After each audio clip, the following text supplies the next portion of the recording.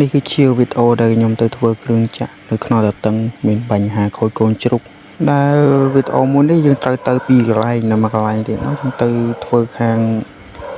រោងចក្រចំណីសត្វមិនតែចំណីមាន់ទេចំណីសត្វដែលខ្ញុំអត់ទៅបញ្យល់ឲ្យបានក្បោះក្បាយពេកទេព្រោះថានេះគឺជាសកម្មភាពដែលខ្ញុំបានចាប់ហើយនឹងរៀបចូលរួចរាល់ហើយនេះគឺជាវីដេអូដែលខ្ញុំបច្ឆេះសាកឥឡូវបើកទឹកយកដាក់អិចគេប្រើcòn ở tục tập bằng này đầu là chai thì còn ở tục tập bằng mình tập cho chọn này tập đi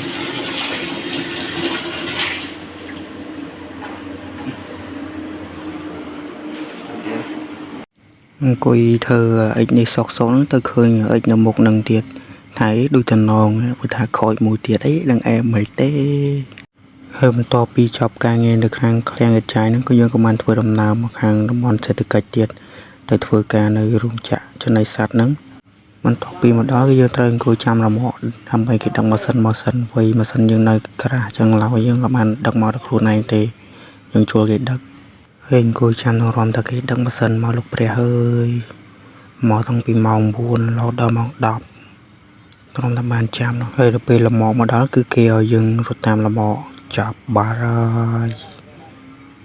ហើយយើងរត់តាមលមកកាន់នៅវ៉ាន់នឹងសពីងសពងពេញដៃរត់ហត់ចងងប់ហើយឥឡូវនេះយើងបានរត់តន់គេហើយគេបានមកដល់នឹងបានទូដែរត្រង់តែយើងរត់តន់គេ